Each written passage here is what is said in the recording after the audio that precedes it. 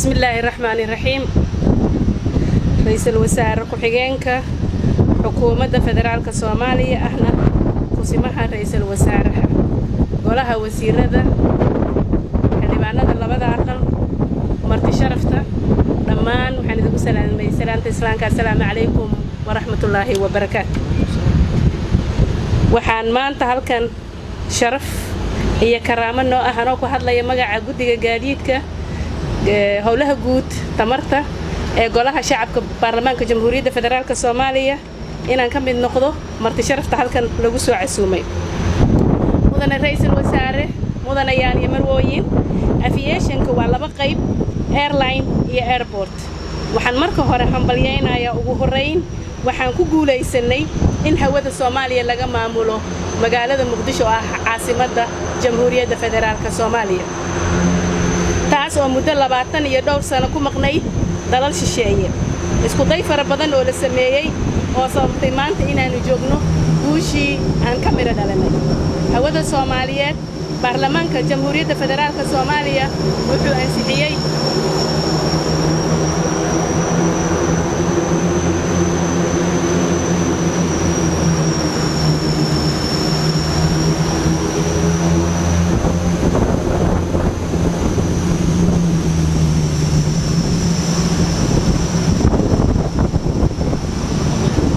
baarlamaanka jamhuuriyadda federaalka Soomaaliya labadiisa aqal waxay ansixiyeen sharcigii lagu dhisaayay laguna dhameystirayay hay'adda dowladda rayidka waxaana saxiixay madaxweynaha jamhuuriyadda federaalka Soomaaliya. waxay abuurtay hay'addan in dalkeenu u igmaday una dhameystiro maamulkeedii iyadoo la magacaabay maareeyo guud. taas waxay soo afjartay in adeega air navigation-ka Soomaaliyeed ay gacanta Soomaaliyeed soo gasho lagana maamulo dalkeena 25,000 oo fiid oo ka sareysa inay dawladda Soomaaliya maamulkeeda iyo maaliyadeeda leedahay si toosana u gashay. waxaa noo harsan mudane ra'iisul wasaare in airdromiskii si degdeg ah iyadana loo sugo si ay gacanta Soomaaliya u soo gasho taas oo furo u noqon doonta in dhammaan garoomada dalkeena qaab isku mid ah loo dhameystiro iyo xeer hoosaadyadii laga sugayay hay'adda inay samayso.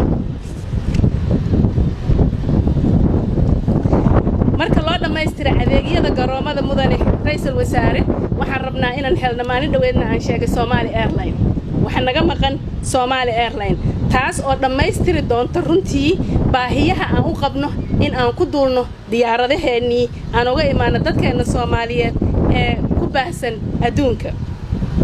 kuwa ugu dambeeya aviation-ka runtii waa furaha dhaqaalaha waddankeena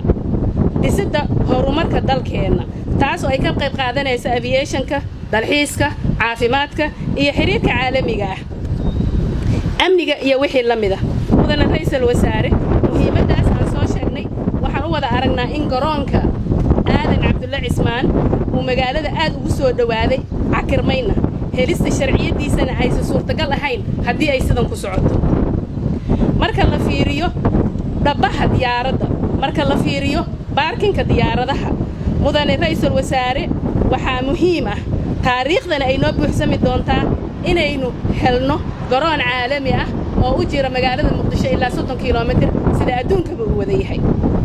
waxaan reebi doonaa mudane ra'iisul wasaare haddaan nahay dadkii matalayay shacabka Soomaaliyeed iyo xukuumadeedii oo gacanta is haysato dhaxal reeb aan uga tagi doono jiilalka soo socda haddii aynu helno garoon caalami ah oo la jaan qaada adduunka. mudane ra'iisul wasaare waxaa jira